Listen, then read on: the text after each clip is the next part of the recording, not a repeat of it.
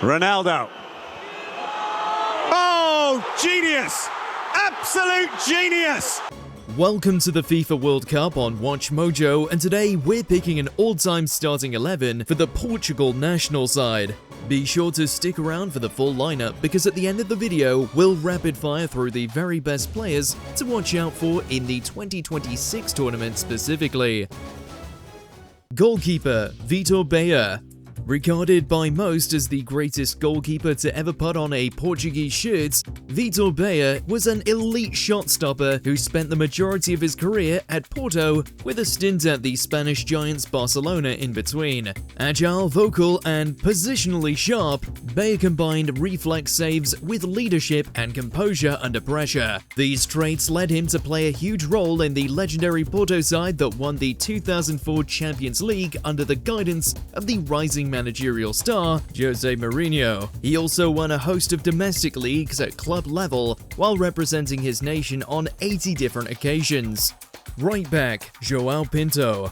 When it came to dependable wingbacks, João Pinto proved his mettle more than most during his 16-year pro career. He spent the entirety of that time at Porto, helping them win 9 league titles and a European Cup, among other accolades. Over the course of his 70 appearances for Portugal, he didn't manage to win a major trophy, but he did get the honor of making the UEFA European Championship team of the tournament in 1984.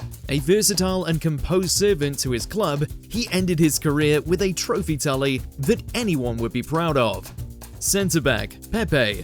Though sometimes criticized for his discipline on the pitch, it's actually that intensity and aggression that make Pepe the legend that he is. Hacia la pelota el Tolosarra, cuelga Alonso al área, Pepe.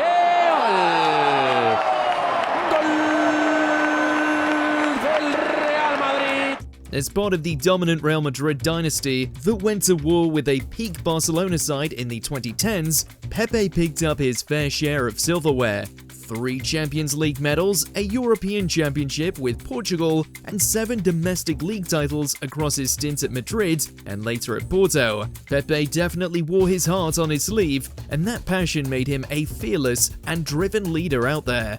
Centre-back, Ricardo Carvalho.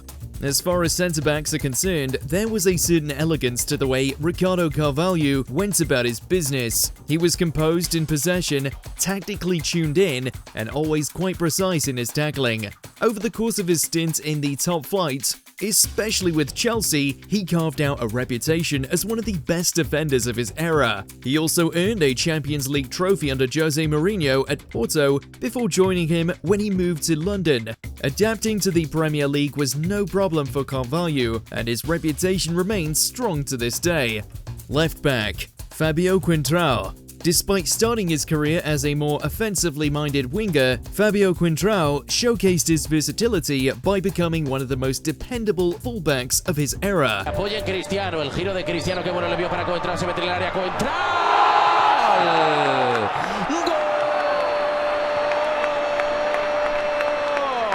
Whether he was proving his grit in a one-on-one battle or shifting gears to get the ball up the pitch, Coentrão did the simple stuff very well. He was rarely finding his way into the headlines, but over the course of his career, he rarely put a foot wrong. 2 La Liga titles and 2 Champions League medals certainly added a cherry on top by the time he hung up his boots and retired. Centre midfield, Mário Coluna. Mário Coluna was the heartbeat of Benfica during its golden era. A commanding midfielder, he captained the team to 2 European Cups in the 1960s, showing off elite leadership qualities at his peak. He spent the majority of his career at Benfica, pulling strings from the midfield, earning worldwide acclaim.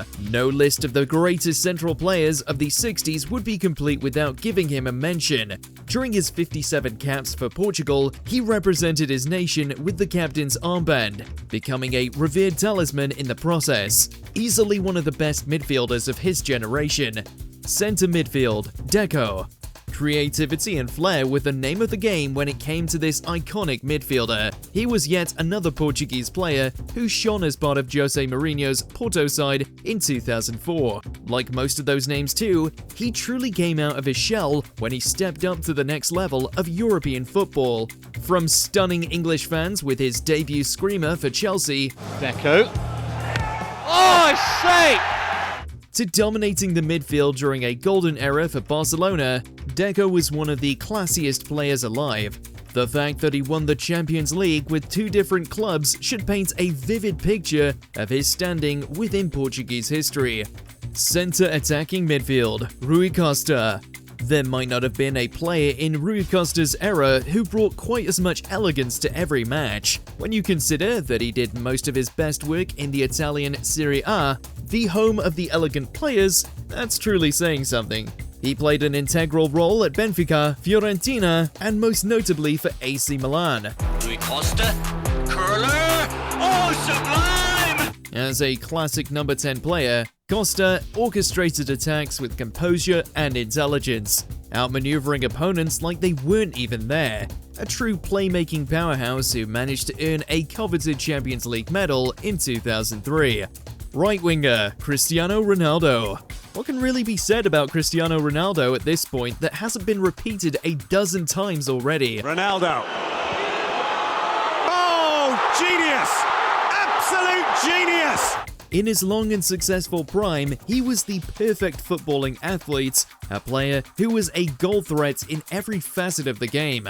His electric turn of pace, elite aerial skills, outstanding dribbling, and his rocket right foot were all a product of his truly insane work rate. There's a reason why, at 41, he is still being talked about as a key member of Portugal's plans for 2026. 5 Champions League trophies and over 800 career goals are the first stats people bring up, but those numbers only scratch the surface of why Ronaldo is the Portuguese GOAT.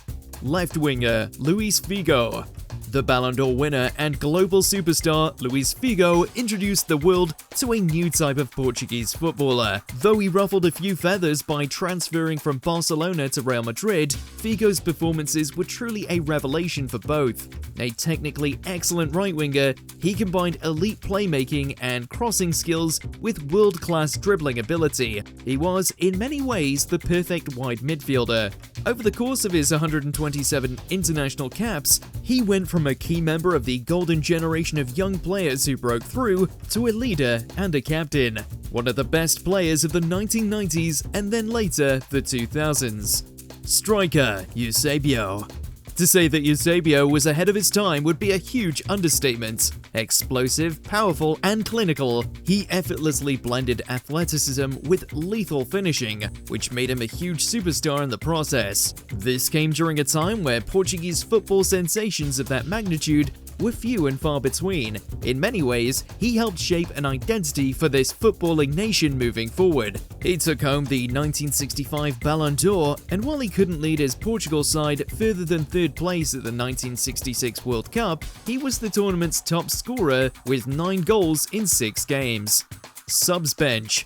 Manuel Bento, legendary shot-stopping goalkeeper renowned for reflexes and leadership. Germano, commanding centre-back who anchored Portugal's defence in the 1960s. Miguel, reliable right-back who earned 59 caps internationally. Paulo Sousa, deep-lying midfielder master of passing and controlling tempo. Bruno Fernandes, Manchester United fan favourite and modern-day great. Bernardo Silva, Man City captain with elite technical skill and versatility. Paulo Futre, explosive winger who combined pace and skill in equal measure.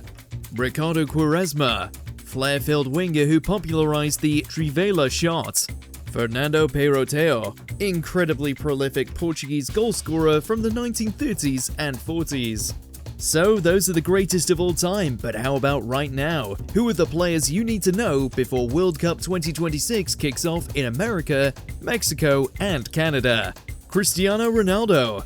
Being the competitor he is, Cristiano Ronaldo will have the memories of watching Lionel Messi win the 2022 World Cup fresh in his mind coming into this one. At 41 years old, there's no denying he's well past his prime. However, as one of the game's greatest ever athletes, count CR7 out at your own peril.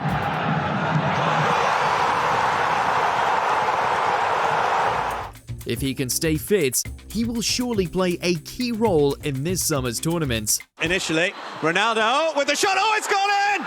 Cristiano Ronaldo gets Portugal's second goal of the night. Bruno Fernandes. At club level, Bruno Fernandes has been a talisman for Manchester United, but now he will be expected to be one of the players stepping into the void left by the absence of a prime Ronaldo.